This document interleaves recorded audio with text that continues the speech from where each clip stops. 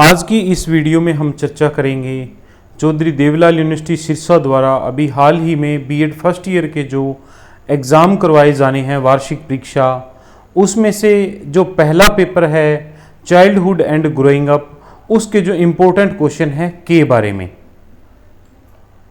Childhood and growing up BEd first year का पहला paper है, इसके इम्पोर्टेंट क्वेश्चन हैं के बारे में चर्चा करेंगे। तो अगर अभी तक आपने हमारे इस YouTube channel let's online education को सब्सक्राइब नहीं किया है तो इस YouTube चैनल को अभी सब्सक्राइब करें, वीडियो को ज़्यादा से ज़्यादा लाइक और शेयर करें ताकि ये वीडियो अधिकतम विद्यार्थियों तक पहुंच सके, अधिकतम विद्यार्थियों को फ़ायदा मिल सके और हमारा वीडियो बनाने का जो उद्देश्य है वो भी पूर्ण हो सके।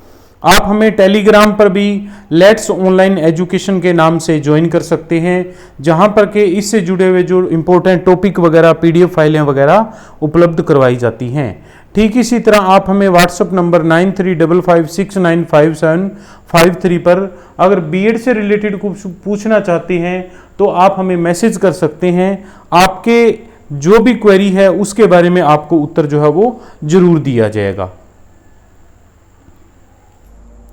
चाइल्डहुड एंड ग्रोइंग अप की यूनिट फर्स्ट की अगर टॉपिक की हम बात करें तो ये पूरा का पूरा जो टॉपिक है ये वृद्धि और विकास के ऊपर जुड़ा हुआ है। आपके पेपर का जो नाम है वो भी यही है, उसकी फर्स्ट यूनिट में भी इसी से जुड़े हुए महत्वपूर्ण टॉपिक हैं।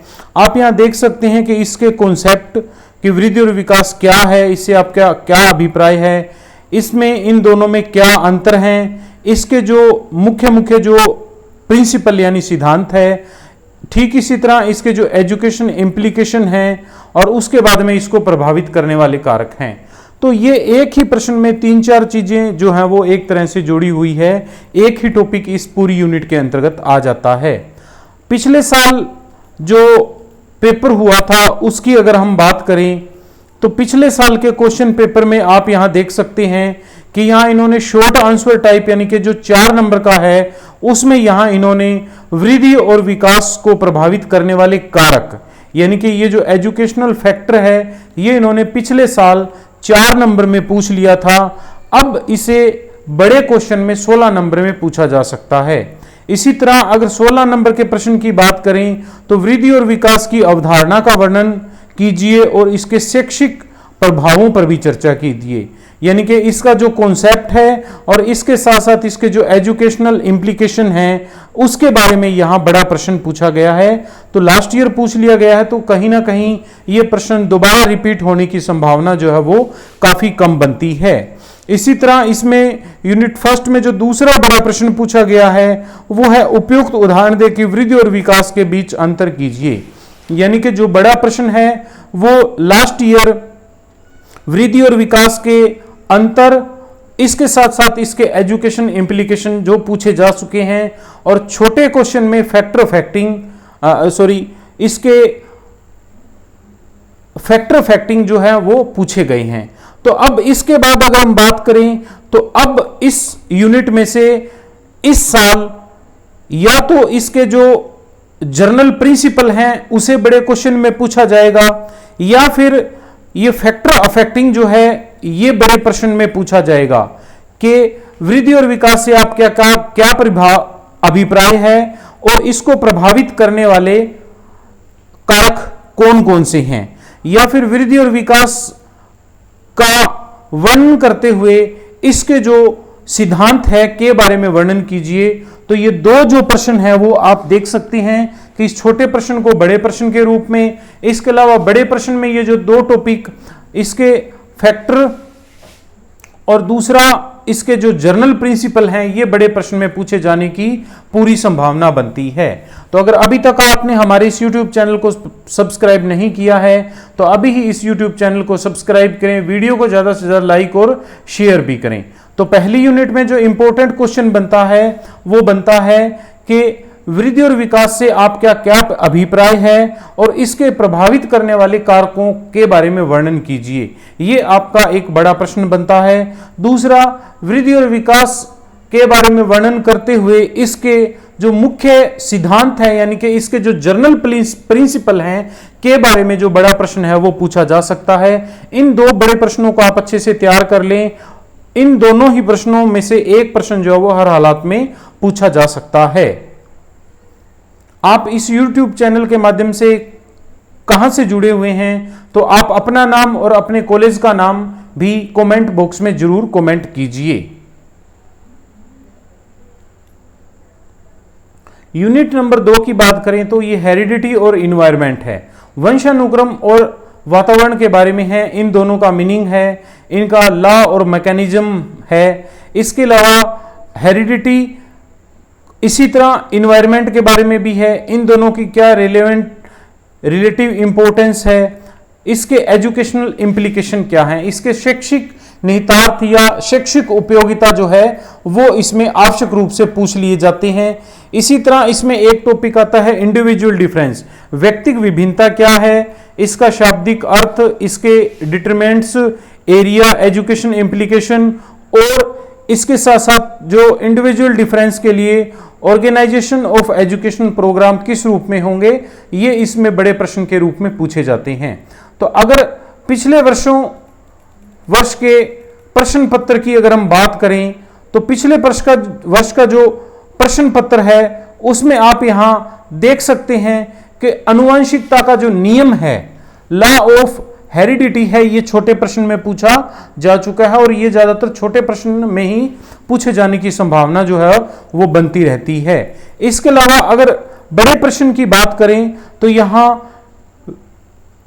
शिक्षार्थियों के विकास में आनुवंशिकता और पर्यावरण की अवधारणा और सापेक्ष महत्व पर वर्णन कीजिए, तो ये यहां बड़ा प्रश्न पूछ लिया गया है। इसके अलावा व्यक्तिगत मतभेदों के अर्थ निर्धारकों और क्षेत्रों की व्याख्या कीजिए। तो ये जो 2 बड़े प्रश्न हैं इस यूनिट में पूछे जा चुके हैं। अब अगर इसकी बात करें तो यहां हेरिडिटी और इन्वायरमेंट में अगर हम बात करें तो इसके एजुकेशनल इंप्लीकेशन है हेरिडिटी और इन्वायरमेंट में, इसे बड़े प्रश्न में पूछा जा सकता है कि हेरिडिटी और इन्वायरमेंट यानी कि वंशानुक्रम और वातावरण से आपका क्या अभिप्राय है और इसके जो शैक्षिक निहितार्थ हैं वो उसके बारे में आप चर्चा कीजिए। एक तो बड़ा प्रश्न ये पूछा जा सकता है और दूसरा अगर बड़े प्रश्न की हम बात करें तो यहां व्यक्तिगत विभिन्नता की अगर हम बात करें तो व्यक्तिगत विभिन्नता में जो पूछा गया था उसमें से इसके जो डिटरमिनेंट्स हैं वो पूछ लिए गए हैं। ठीक इसी तरह इसमें भी व्यक्तिगत विभिन्नता क्या है और इसके जो एजुकेशनल प्रोग्राम क्या है उसके बारे में यहां पूछा जा सकता है। व्यक्तिगत विभिन्नता क्या है और इसके लिए जो एजुकेशनल प्रोग्राम किस तरह से ऑर्गेनाइज किए जाते हैं उस चीज के बारे में यहां ये चीजें पूछी जा सकती हैं। तो इन दोनों प्रश्नों को ही आप बड़े प्रश्नों के रूप में आप प्राथमिक रूप में जरूर पढ़ लें। ये जो आपको इंपॉर्टेंट क्वेश्चन बताए जा रहे हैं ये प्रश्न आप एक तरह से इंपॉर्टेंट क्वेश्चन रूप में इनको अच्छे से याद कर लें और उसके बाद में इस यूनिट का जो अन्य टॉपिक है वो आप पढ़ लें, तो दूसरी यूनिट में आप इस टॉपिक को जरूर पढ़ करके तैयार कर लें।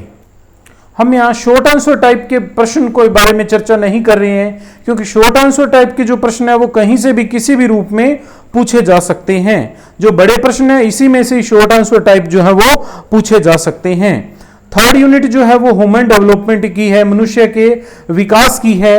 तो इसका कॉन्सेप्ट और इसकी विशेषताएं, चाइल्डहुड का जो स्टेज है, बाल्यावस्था है, उसकी विशेषताएं और उसका कॉन्सेप्ट, उसके बाद में adolescence stage, meaning of adolescence, development pattern during adolescence के दौरान डेवलपमेंट का क्या पैटर्न रहता है, इसकी नीड और स्पेशल प्रॉब्लम जो एडोलसेंस यानी कि किशोरों में अक्सर आती है, education during childhood and adolescence यानी कि बाल्यावस्था और किशोरावस्था के दौरान किस तरह की जो एजुकेशन होनी चाहिए के बारे में यहां पूछा गया है। ठीक इसी तरह guidance and counselling for adolescence, role of parents, school and teachers in guidance and counselling.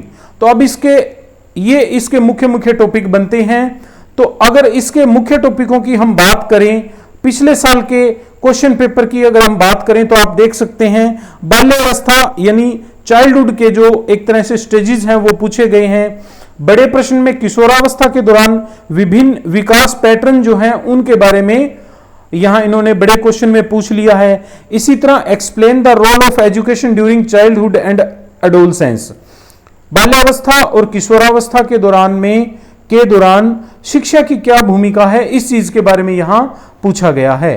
तो इस बार आपसे अगर देखा जाए तो बड़े प्रश्नों के रूप में concept and characteristics of childhood stage, यानी कि बाल्यावस्था का कॉन्सेप्ट क्या है और इसकी विशेषताएं क्या हैं, ये एक तरह से बड़े प्रश्न में पूछा जा सकता है।